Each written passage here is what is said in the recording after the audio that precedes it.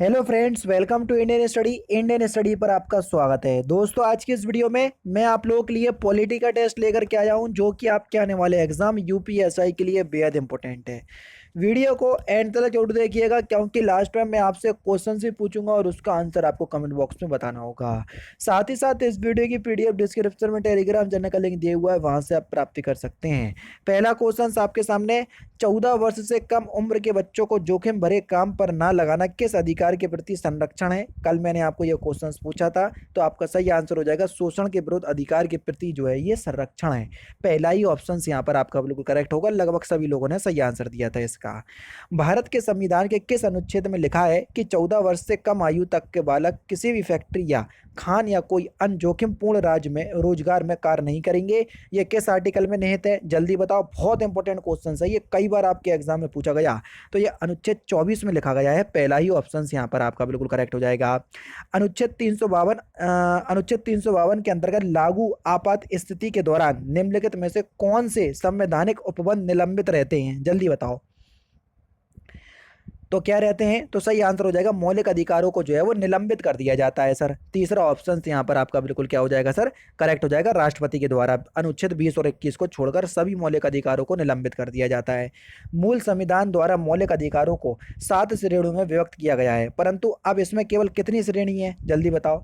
पहले जो मूल अधिकार थे वो आपके 7 थे, लेकिन संपत्ति के अधिकार को हटा दिया गया है 44वें संविधान संशोधन 1978 के द्वारा। तो प्रेजेंट टाइम में 6 श्रेणियां या 6 मौलिक अधिकार हैं। चौथा ऑप्शन यहाँ पर आपका बिल्कुल करेक्ट। निम्नलिखित में से कौन सा मौलिक अधिकार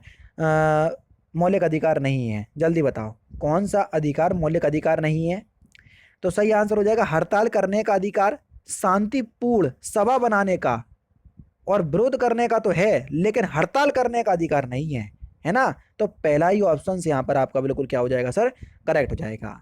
चलिए नेक्स्ट क्वेश्चन स्टार्ट करने से पहले मैं आपको बता दूं, दोस्तों आप सभी लोग जानते हैं, चाहे आप यूपीएसआई की तैयारी कर लीजिए, चाहे यूपी लेखपाल, UP triple SC, PET, Uttar Pradesh के अंदर जितने भी आगामी एग्जाम हैं, उस सभी कोर्सेज की तैयारी या सभी एग्जाम की तैयारी आप अनअकैडमी पर कर सकते हैं, क्योंकि अनअकैडमी के प्लस प्लेटफॉर्म पर सारे कोर्स चलाए जा रहे हैं।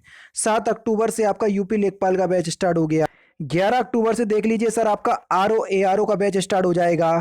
13 अक्टूबर से देख लीजिए, अगर आप यूपी पीएससी को 2022 मान करके टारगेट मान करके तैयारी कर रहे हैं, तो ये वाला बैच 13 अक्टूबर से स्टार्ट हो जाएगा, जिसमें बेस्ट एजुकेटर आपको अलग अलग सब्जेक्ट पढ़ाते हुए मिलेंगे। और अनअकैडमी पर एक बहुत खतरनाक ऑफर चल रहा है, मेगा सब्सक्रिप्शन ऑफर, यानी कि अगर आप 1 साल का सब्सक्रिप्शन परचेस करोगे तो आपको 3 महीने का एडिशनल सब्सक्रिप्शन बिल्कुल फ्री मिलेगा। और सबसे अच्छी बात मुझे अनअकैडमी की यही लगती है कि आप जिस भी कैटेगरी के अंदर कोर्स या सब्सक्रिप्शन परचेस करते हो, तो उस कैटेगरी में जितने भी कोर्स चलाए जा रहे होंगे आप सभी को एक्सेस कर पाओगे, जो कि सबसे अच्छी बात है। डिस्क्रिप्शन में लिंक दिया है, आप जरूर से एक बार विजिट कीजिएगा और सब्सक्रिप्शन जो है वो परचेस कर लीजिएगा। सब्सक्रिप्शन परचेस करने के दौरान आप अपने चैनल का नाम इंडियन स्टडी अप्लाई कीजिएगा, तो आपको इंस्टेंट 10% का डिस्काउंट मिलेगा। आपको हर एक कोर्स के लिए अलग से पैसे देने की जरूरत नहीं है। अगर आप सब्सक्रिप्शन परचेस कर लेते हैं तो आपको हर एक कोर्स को एक्सेस करने का मौका मिलेगा, जो भी अनअकैडमी के प्लस प्लेटफॉर्म पर या यूपीपीएससी और यूपी ट्रिपल एससी कैटेगरी के अंदर चलाया जा रहा होगा। आप टेस्ट सीरीज भी देख पाएंगे, यानी कि लाइव टेस्ट सीरीज में आप अपना पार्टिसिपेट भी कर पाएंगे। बहुत सारी आपको लोगों के लिए बहुत सारे ऑप्शंस खुल जाते हैं, अगर आप अनअकैडमी का प्लस सब्सक्रिप्शन जो है वो परचेस करते हो। ठीक है, तो इतना ही बताना था।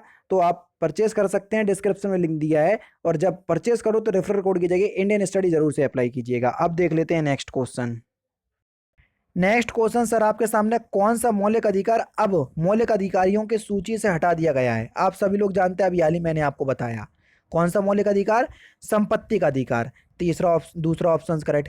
संविधान लागू होने के उपरांत किस मौलिक अधिकार पर सबसे अधिक मुकदमेबाजी हुई, इंपॉर्टेंट क्वेश्चंस।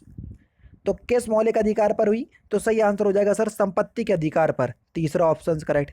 भारत के नागरिकों के मौलिक अधिकार, भारत के जो नागरिकों के जो मौलिक अधिकार हैं वो मूल संविधान के भाग थे। जी हाँ दोस्तों, जब हमारा संविधान बनकर के तैयार हुआ था तभी से ही मौलिक अधिकार हमको दिए गए हैं। ठीक है, पहला ऑप्शन करेक्ट। लेकिन प्रेजेंट टाइम में 6 हैं, जब मूल संविधान आया था तब 7 थे। 44वें संविधान संशोधन 1978 में 7वां हटाया गया। ठीक है, समानता का अधिकार, जो समानता का अधिकार है वो राज्य को महिलाओं, बच्चों तथा पिछड़ी जातियों के लिए विशेष उपबंध या प्रबंध कराने की अनुमति देता है। तीसरा ऑप्शन यहाँ पर आपका बिल्कुल क्या हो जाएगा सर, करेक्ट हो जाएगा। स्वतंत्रता के अधिकार को किस आधार पर सीमित किया जा सकता है, जल्दी बताओ। किस आधार पर सीमित किया जा सकता है? राज्य की सुरक्षा के हित में, दूसरों देशों के साथ मित्रतापूर्ण संबंधों के लिए और सार्वजनिक व्यवस्था के लिए। इन सभी आधारों पर उसको सीमित किया जा सकता है। चौथा ऑप्शन यहाँ पर आपका बिल्कुल करेक्ट। संविधान के अनुच्छेद 19 में दी गई स्वतंत्रता में कौन सी स्वतंत्रता को समाप्त कर दिया गया है, जल्दी बताओ। कौन सी स्वतंत्रता को समाप्त कर दिया गया है?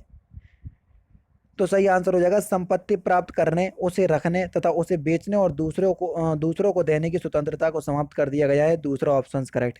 शोषण के विरुद्ध अधिकार के अंतर्गत, तो शोषण के विरुद्ध अधिकार के अंतर्गत मनुष्यों के क्रय विक्रय पर प्रतिबंध लगाना है, बेगार यानी कि बिना मजदूरी के काम करने पर प्रतिबंध लगाना है, और 14 वर्ष से कम आयु के बच्चों के कामगारों, खदानों इत्यादि में काम करने पर प्रतिबंध लगाना है। उपरोक्त सभी पर प्रतिबंध है।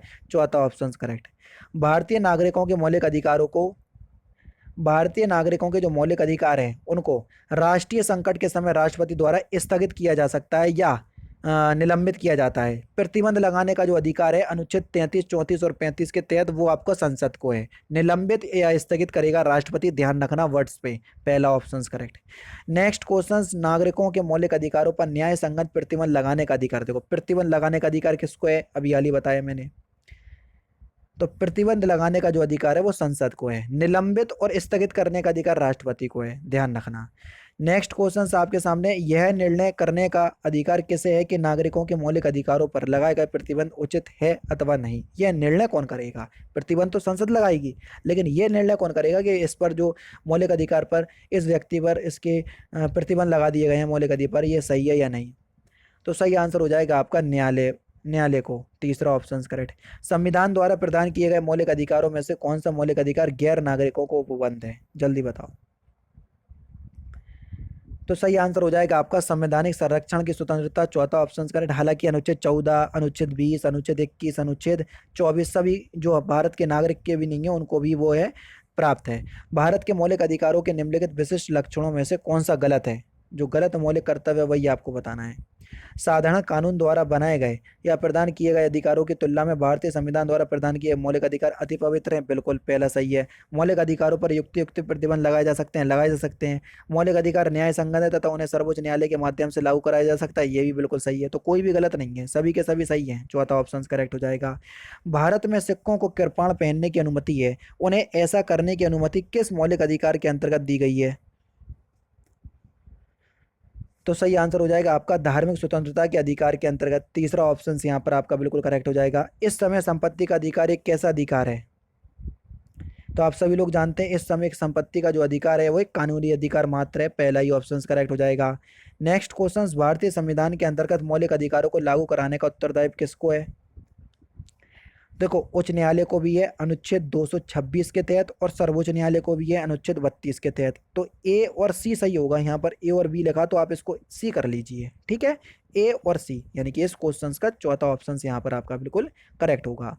नेक्स्ट क्वेश्चन, मौलिक अधिकारों के उल्लंघन करने के लिए किसी नागरिक को सीधे सर्वोच्च न्यायालय में जाने का अधिकार है, यह किस आर्टिकल के तहत है? अभी हाल ही मैंने आपको बताया अनुच्छेद 32 के तहत, दूसरा ऑप्शन करेक्ट। और 226 के तहत उच्च न्यायालय यानी कि हाई कोर्ट में। नागरिकों के मौलिक अधिकारों को, नागरिकों के मौलिक अधिकारों को राष्ट्रीय या राष्ट्रपति राष्ट्रीय संकट के समय स्थगित कर सकता है या निलंबित कर सकता है। दूसरा ऑप्शन यहाँ पर आपका बिल्कुल करेक्ट हो जाएगा। मौलिक अधिकारों को लागू करने के लिए न्यायपालिकाएं, मौलिक अधिकारों को लागू करने के लिए न्यायपालिका लेख जारी कर सकती हैं। तीसरा ऑप्शन यहाँ पर आपका बिल्कुल करेक्ट हो जाएगा। किसके कार्यकाल में संपत्ति के अधिकार को मौलिक अधिकार की सूची में हटाया गया? 44वां संविधान संशोधन आपको बताया 1978 में हुआ था। पहली बार जनता पार्टी की सरकार बनी थी, प्रधानमंत्री बने थे आपके मोरारजी देसाई। तो इन्होंने जो भी बुरे काम 42वें संविधान संशोधन में हुए थे सुधार कर 44वें संविधान संशोधन में सही कर दिए थे, ठीक है। चौथा ऑप्शन करेक्ट हो जाएगा, मोरारजी देसाई की सरकार बनी थी। लास्ट क्वेश्चन, व्यक्तिगत स्वतंत्रता के अधिकार को सुनिश्चित करने के लिए नागरिक किस अधिकारी के पास जा सकता है?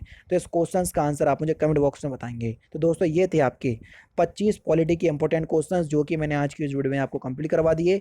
वीडियो अगर आपको अच्छी लगी हो तो प्लीज़ दोस्तों वीडियो को लाइक और शेयर जरूर कर दीजिएगा। तो दोस्तों फिलहाल की वीडियो में तो सिर्फ इतना ही। अगर आपको वीडियो पसंद आए तो प्लीज़ दोस्तों वीडियो को लाइक कीजिए, शेयर कीजिए और साथ ही साथ हमारे चैनल को सब्सक्राइब करना ना भूलें, क्योंकि मैं रोजाना इसी तरह की वीडियोस आप लोगों के लिए लाता रहता हूँ। नमस्कार दोस्तों, जय हिंद, जय भारत।